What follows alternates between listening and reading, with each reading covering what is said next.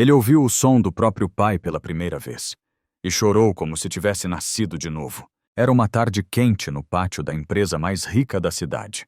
Entre carros de luxo e gente apressada, um menino de 10 anos, silencioso desde os 2, esperava o pai terminar uma reunião. O nome dele era Lucas Azevedo, filho do empresário Ricardo Azevedo, dono de uma gigante da tecnologia. O garoto nunca ouvira um som sequer, nem o barulho da chuva, nem a voz do pai. Enquanto o pai gritava ordens ao celular, uma menina descalça atravessou o portão lateral. Maia, de roupa simples e mãos calejadas, vendia flores e chaveiros para sobreviver. Quando viu o menino sozinho, se aproximou e fez um gesto tímido em libras. Oi. Lucas arregalou os olhos. Quase ninguém tentava se comunicar com ele. Ela notou que o garoto coçava o ouvido incomodado. Posso ver? Perguntou. Antes que ele entendesse direito, Maia tocou devagar com cuidado e puxou algo escuro pequeno que se mexia. Um parasita. Naquele instante, Lucas levou as mãos à cabeça e soltou um grito rouco. Ele ouviu o som dos carros do vento da própria voz. Ricardo correu furioso, achando que a menina o havia machucado. Mas parou quando o filho, com lágrimas nos olhos, murmurou pela primeira vez: pai. A verdade veio depois. Os médicos haviam sido pagos para manter o garoto doente. E foi uma menina pobre, sem estudo, quem devolveu a ele o milagre que o dinheiro nunca comprou, o som da vida. E você? O que aprendeu com essa história? Conte nos comentários e se inscreva no canal para mais histórias emocionantes. Ricardo dirigia em silêncio, as mãos tremendo no volante. Ao lado dele, Lucas encostava a cabeça no vidro, ouvindo o som da cidade pela primeira vez, buzinas, vozes, o barulho do vento cortando o carro. Tudo era novo. Tudo era assustador. No banco de trás, Maia olhava para as próprias mãos, ainda manchadas de sangue seco, tentando entender o que havia feito. No hospital, médicos e enfermeiros correram quando viram o menino entrando. Monitores, exames, bisturis e olhares desconfiados. Ricardo, desesperado, exigia respostas. Quero saber o que meu filho tinha. Agora, horas depois, o chefe da equipe apareceu com uma pasta de relatórios nas mãos e um sorriso cínico. Senhor Azevedo, o que foi removido parece um bloqueio antigo. Talvez o senhor devesse agradecer a sorte. Ricardo arrancou os papéis da mesa e congelou. Havia assinaturas de médicos, laudos falsos e um memorando interno: manter diagnóstico. Renovar tratamento conforme contrato com Azevedo Corp. Ele sentiu o chão sumir. Vocês lucraram com o silêncio do meu filho. O homem tentou se explicar, mas Ricardo não ouviu. Saiu correndo até o quarto. Lá estava Lucas sentado na cama com fones de ouvido, sorrindo fraco, enquanto ouvia um passarinho cantar lá fora. Ao ver o pai, estendeu a mão e disse com a voz ainda rouca: pai. Eu escuto. Ricardo o abraçou forte, como quem pede perdão sem palavras. Maia observava da porta em silêncio. Naquela noite, Ricardo entendeu o que o dinheiro nunca compraria: tempo, amor e verdade. Ele jurou nunca mais deixar ninguém falar por ele, nem por seu filho. E quando olhou para Maia, disse apenas: você me ensinou a ouvir, menina. Não com os ouvidos, mas com o coração. E você? O que faria no lugar dele? Contaria a verdade? Ou deixaria o mundo continuar surdo? Na manhã seguinte, o sol entrava tímido pelas janelas do hospital. Lucas dormia tranquilo pela primeira vez em anos. O som ritmado da respiração dele era como música para Ricardo, que ficou ali sentado só observando. Cada piscada, cada suspiro do filho era um milagre silencioso, um milagre que ele quase perdeu por confiar demais em quem só via cifras. Maia apareceu na porta com as roupas sujas e o olhar cansado. Parecia pronta para ir embora. Eu só queria ver se ele tá bem, disse com a voz baixa. Ricardo se levantou ainda com o rosto marcado pela noite sem dormir. Tá sim. E ele respirou fundo. Eu devia agradecer. Você salvou meu filho, Maia. Ela balançou a cabeça. Eu só vi o que vocês não quiseram enxergar. Essas palavras cortaram fundo. Ricardo não respondeu. Apenas olhou para o chão envergonhado. Algumas horas depois, 2 homens de terno chegaram ao hospital advogados da empresa. Tentaram convencer Ricardo a evitar escândalos, dizendo que expor o caso poderia derrubar a credibilidade da Azevedo Tech e afetar os investidores. Pense no legado da sua família, disse um deles. Ricardo olhou para o quarto onde o filho ria ao ouvir o som do próprio riso pelo tablet e respondeu firme. Meu legado tá ali, e o que tiraram dele não tem preço. Naquela mesma tarde, ele convocou uma coletiva de imprensa. Câmeras, microfones, flashes. Todos esperavam um discurso frio de empresário. Mas o que viram foi um homem quebrado e renascido. Eu descobri que meu filho não era surdo, começou com a voz embargada. Ele foi silenciado por um sistema que transformou a dor em lucro. Eu também fui surdo. Por ego, por pressa, por acreditar que dinheiro compra cuidado. Mas hoje aprendi que escutar de verdade é um ato de amor. Do lado de fora, Maia assistia de longe com um sorriso discreto. Não queria aparecer, não queria nada em troca. Só saber que o menino estava bem já bastava. Quando Ricardo a encontrou depois, entregou a ela um envelope. Ela recusou. Não fiz por dinheiro, senhor. Fiz porque meu irmão morreu por falta de quem ouvisse. Ricardo abaixou a cabeça emocionado. Então me deixa ajudar. Não com dinheiro, mas com verdade. E naquela noite, enquanto o país inteiro assistia ao empresário que desafiou o próprio império, uma simples menina de rua caminhava descalça pelas calçadas, sentindo o vento, ouvindo os sons da cidade. E sorrindo. Porque pela primeira vez, alguém poderoso finalmente tinha aprendido a ouvir.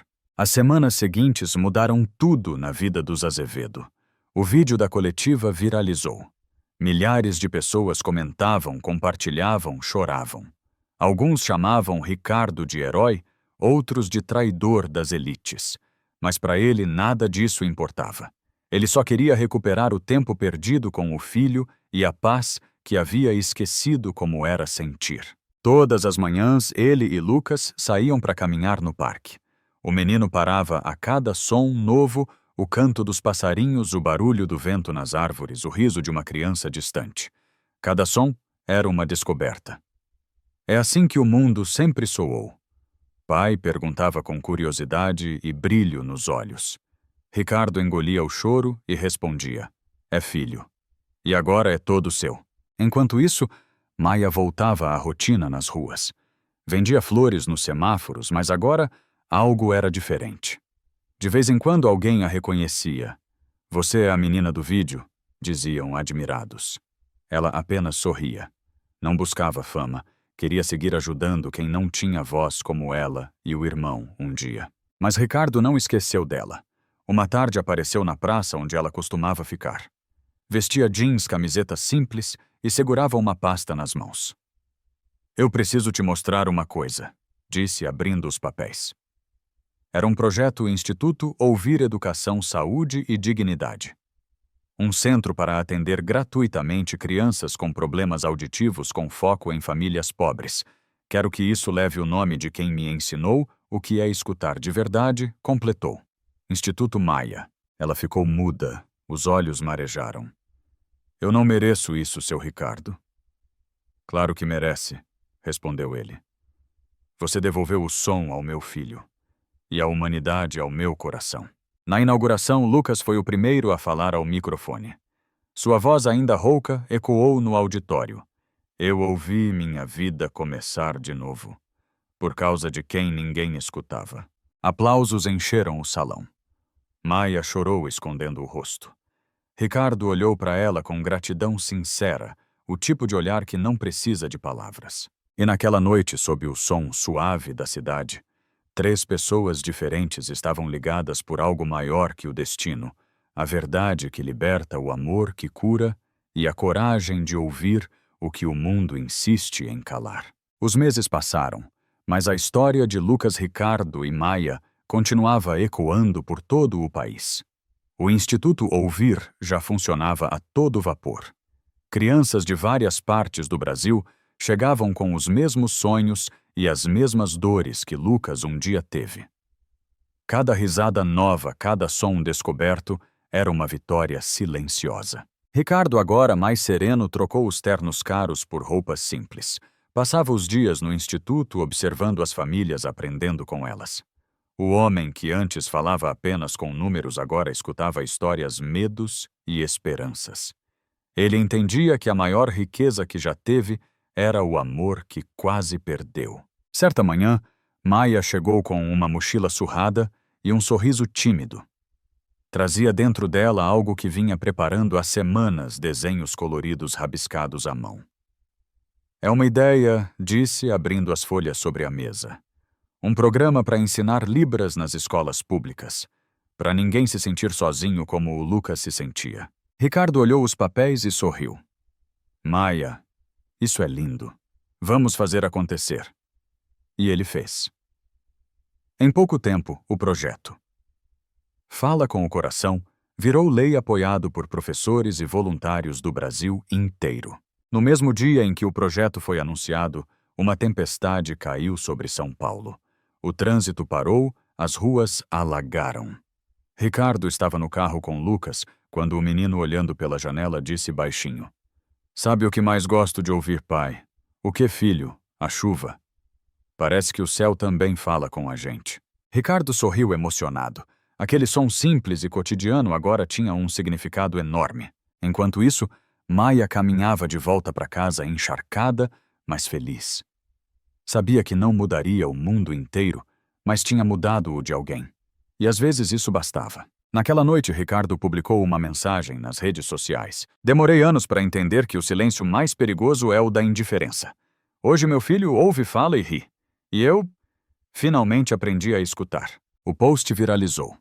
Mas mais do que curtidas, o que ficou foi o exemplo. Porque no fim, essa não era só a história de um menino que voltou a ouvir. Era sobre um pai que aprendeu a sentir, uma menina que acreditou na verdade e um mundo inteiro que pela primeira vez parou para escutar. O tempo passou e o Instituto Ouvir cresceu mais do que qualquer um poderia imaginar. O que começou com uma promessa virou uma rede de esperança espalhada pelo país. Crianças que nunca tinham escutado a voz da mãe agora riam, cantavam, gritavam de alegria pelos corredores. Cada som ali era uma vitória, e cada história um lembrete de que o amor, quando é verdadeiro, transforma o impossível em real. Lucas, agora com 13 anos, já não era mais o menino tímido e silencioso. Estava cheio de curiosidade e sonhos. Passava horas na sala de música do instituto aprendendo violão. Um dia, enquanto dedilhava acordes ainda incertos, perguntou ao pai: "Pai, se a Maia não tivesse me ajudado, você acha que eu ainda estaria no silêncio?" Ricardo respirou fundo. "Eu acho que a vida teria dado outro jeito, filho. Mas nada seria igual. Às vezes Deus fala com a gente pelas pessoas que o mundo não escuta." Aquela frase ficou na cabeça de Lucas. Na semana seguinte, sem avisar ninguém, ele escreveu uma redação para a escola intitulada "A Menina que Fez o Milagre Acontecer." Contou tudo o dia em que voltou a ouvir a injustiça dos médicos, o amor do pai e a coragem de uma menina pobre que mudou suas vidas. A professora se emocionou tanto que publicou o texto nas redes sociais. Em poucas horas, a história viralizou novamente. Repórteres voltaram ao instituto. Queriam ver a tal menina do milagre. Quando encontraram Maia, ela ficou constrangida. Ainda morava em uma casa simples, continuava ajudando quem podia e recusava qualquer reconhecimento. "Eu só fiz o que meu coração mandou", dizia. "Não precisa me agradecer, só passa para frente." Mas dessa vez, o reconhecimento era inevitável. O governo anunciou que o programa de acessibilidade criado a partir do projeto dela seria expandido para todo o Brasil. E emocionada, Maia subiu num pequeno palco do instituto ao lado de Ricardo e Lucas. "Quando eu era criança, ninguém me ouvia", disse com os olhos marejados. "Hoje ver tantas crianças ouvindo, aprendendo, vivendo. É tudo que eu sou. Eu sonhei." Ricardo a abraçou forte. Lucas, segurando o microfone, completou: "Você devolveu o som ao meu mundo, Maia. Agora é a minha vez de devolver o mundo ao seu som." E então ele começou a tocar uma melodia simples, suave, feita especialmente para ela. No auditório inteiro, ninguém segurou as lágrimas. Porque naquele momento, entre notas e silêncio, todos entenderam ouvir é mais do que escutar, é sentir com o coração. Alguns anos se passaram, e o Instituto Ouvir se tornou um símbolo de transformação. A história de Lucas Ricardo e Maia inspirou pessoas do país inteiro. O menino que nasceu no silêncio agora tocava violão em eventos beneficentes, usando a música para devolver esperança a quem ainda não conhecia o som da vida. Certa noite após uma apresentação, Lucas caminhou até Maia e entregou um envelope. Dentro havia um convite, formatura de música, Conservatório Nacional. Ele sorriu e disse: "Você acreditou em mim quando eu nem sabia quem eu era. Esse diploma é nosso." Os olhos de Maia se encheram de lágrimas. Ela abraçou o garoto como quem abraça o próprio destino. Ricardo, observando de longe, entendeu que o tempo havia feito o que o dinheiro nunca conseguiu curar. No fundo, todos ali sabiam. Aquela história não era sobre audição, era sobre escuta. Escutar com empatia, com o coração aberto com humanidade. Porque o mundo está cheio de ruídos, mas só quem realmente ouve é capaz de transformar vidas. A verdadeira lição daquela jornada era simples e profunda. A maior riqueza que alguém pode ter é a capacidade de sentir o outro, de estar presente, de ouvir sem julgar. Foi isso que uma menina descalça ensinou a um milionário e ao seu filho, e que acabou tocando milhões de corações. E você já parou para ouvir de verdade quem está ao seu lado? Deixe seu comentário, curta o vídeo e se inscreva no canal para mais histórias que tocam o coração e nos lembram do que realmente importa ser humano.